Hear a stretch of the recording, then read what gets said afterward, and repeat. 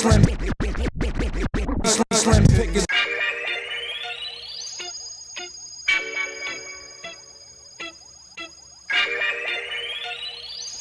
I don't normally give up my government, but my name is Donovan Marshall. It's time to warn, bro.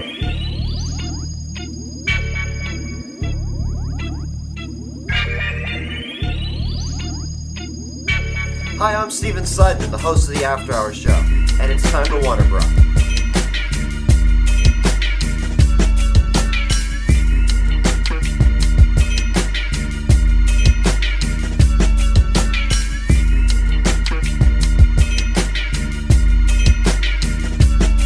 Hey guys, my name is Austin Moreno, and it's time to Warner Bros. Warriors, come out to play.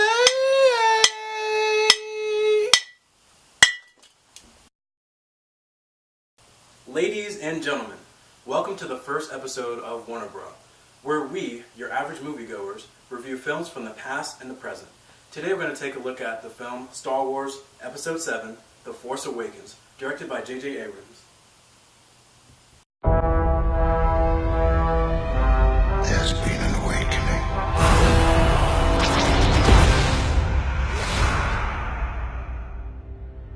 Have you felt it? Star Wars. Star Wars. Star Wars. Star Wars The Force Awakens. I have to say that this is probably one of the best movies I've seen. It was new. It started off, the characters were different. They're not the same characters. They're not the same people. They're different stories with different lives. Okay, I'm gonna have to take off my specs for this one here. The Force Awakens. Probably one of the worst subtitles you can give to a movie that was so vague and so... I don't know what this means. The Force Awakens? What awakens? I don't... The Force Awakens... We already know the Force is awakened. Finn. Finn is portrayed by John Boyega. I was raised to do one thing. But I've got nothing to fight for. Disagrees with their ways and whatnot, and pretty much develops some sort of a conscience. And he was just like, look, I'm done. Alright. I'm not a fan of Star Wars, but my friends told me to see this movie and it's such a good movie and stuff like that. So I went out and saw it. And the first thing I noticed, out of all these clones, this one clone has the conscience. So, this doesn't feel right. I don't want to be a part of this guy's army. Finn is a stormtrooper with a heart. So where was his heart when he was helping the stormtroopers construct the Starkiller base? Where was his heart then? Where was his heart when he was kidnapped into the stormtrooper fleet or whatever? I just think that it's weird that he's like, oh, well, all of a sudden, in the beginning of the movie, he's like, oh, my job, I don't like my job, I want to leave. There was no build-up at all. He was just like, oh, I don't like doing this. A rogue stormtrooper who, at one point used to be a janitor and then got hit by an explosion and, saw his people die in front of him, and, it's kind of like, oh my god, what am I doing? Like, the brainwashing wore off. Finn, a lot of people likes Finn, like his character, but I honestly don't like his character at all, to tell the truth. Like, to me, he's just there for the black community, to tell the truth. Like, is he the only black? Yeah, I think he's the only black guy in this whole film, to tell the truth. Like, there's just aliens, there's the white people, there's the Jedis, the Sith Lords, the clones, and then there's just him. What's his use? What's the point of him? I feel like, is there too many Force wielders in this movie? I kind of feel like there are. Is he a Force wielder? He held the lightsaber and he did pretty well, but I just don't understand his point. Aside from the beginning of the movie, what's his point? Possibly my favorite character of the whole movie is Poe Dameron, portrayed by Oscar Isaac. Poe Dameron is a rebel pilot. Poe Dameron is that nigga. Like, talk about Star Fox, yo. This guy was on like a 12 kill streak in mid-air, man. You see him who is probably the most badass character I've ever seen in the Star Wars universe. All teams, give it everything you got. He said he's the best pilot in the galaxy, And in this film, he proved that he was the best pilot in the galaxy. Poe Dameron, you know, is a rebel pilot who gets, I'm sorry, not a rebel, we don't say rebels anymore now in this new trilogy. He was a resistance pilot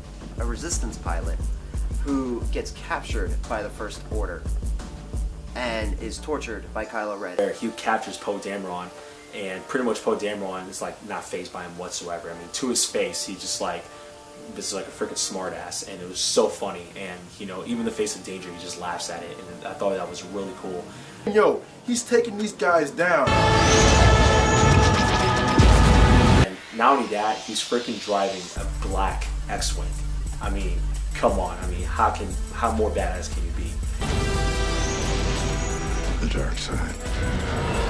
Rey, who literally Rey. I mean, if anybody thought that she was like not going to be the hero, I mean, all you had to think like, gee, Rey of sunshine, Rey of light, Rey. Okay, obviously, good guy. Rey, portrayed by Daisy Ridley. Rey is a scavenger from the planet of Jakku. She goes around and salvage, you know, mechanical parts from ships, droids, and whatnot, and she pretty much sells them to a scavenger, and he pretty much pays her pretty much nothing for it, and that's how she survives. Okay, Rey's character. Nope, she's a mysterious drifter. Nobody knows anything about her, but all you need to know is that this bitch is over fucking powered. Watching Rey was comparative to watching a veteran gamer replay a game that he's beaten 100 times, because she was clearly overpowered. Let's see. She gets in the Millennium Falcon and she claims that she doesn't know how to use it, but she's like an expert pilot because she dodges 2 TIE fighters easily. She learns moves that she couldn't have learned before, like the Jedi mind trick. Who taught her that? She just discovered she has powers and now she's an expert at them? Yeah, definitely a veteran gamer there. I don't know who's playing as her, but they've beaten the game already. And the boss fight with Kylo Ren, she's pushing all the right QuickTime events. I mean, she defeated a Jedi Master. You know, she's beautiful. I mean, she's freaking gorgeous. And do we have a picture that we can put over here? I just wanted to show her real quick. Can we put a picture up real quick? Right, like right now. Okay, see? Come on. How can you not say no to that? I mean, seriously. Why is Rey even going to Luke? What does she have to learn from Luke? She's already a master. She's defeated Kylo Ren. She should go to Luke and say, hey, I did your job for you, and I didn't even need your training. Kylo Ren, he is the son of Han Solo and Princess Leia, for those of you who don't know. Kylo Ren is a type of you know, antagonist that a lot of people hate, or a lot of people grow to love. I guess Disney gave Kylo Ren maxed out plot armor because he survived Chewie's bowcaster. His bowcaster. I don't know, when you watch the film, I want you to pay attention to what happens when people get shot by that bowcaster. But somehow Kylo Ren survived. So I'm assuming that Chewie put his bowcaster on weenie mode before he shot Kylo Ren. I mean, that's the only thing that makes sense to me. Kylo Ren, a lot of people complain about him. They like to use the term whiny bitch. I thought Kylo was handled very well. First off, all dark side Force users are whiny bitches. Anakin was a whiny bitch. Kylo Ren's a whiny bitch. They're all whiny bitches. Because you have to start out as a whiny bitch before you become a cold, heartless, completely evil person. I mean, it's pretty much an arrow to the knee.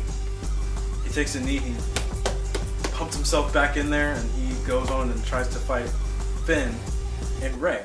2 unexperienced, untrained Force wielders, if you may. I mean, obviously, Rey's a Force wielder, but Kylo Ren, a Jedi Master, or Sith Master, Sith Lord, he goes against 2 people who have never been trained. One day in their life, they have never been trained in the ways of the Jedi or the Sith.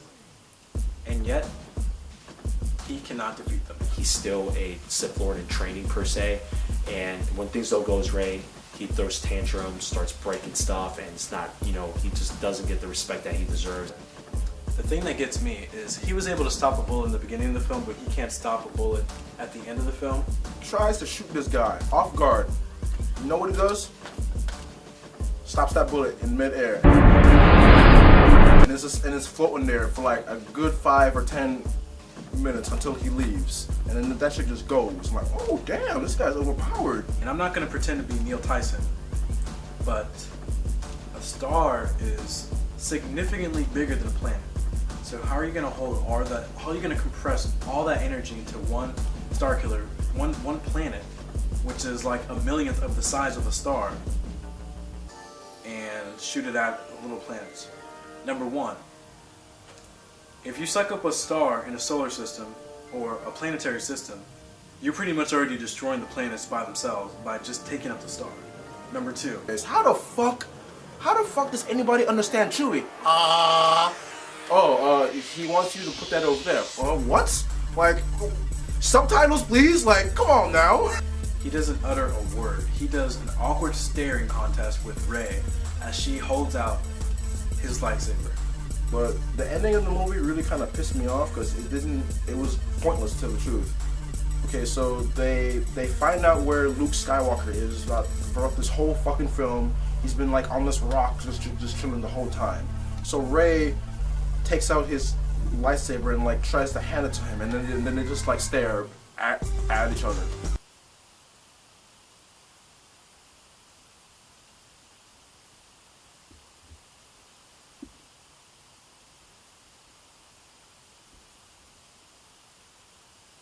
That was it. And ending of the movie. I will finish what you started. Thanks so much, guys, for watching the video. If you like what you see, please like and subscribe. And if there's another movie you want us to review, please comment below. We'll be doing a lot more movies in the future. We'll also be doing video games as well.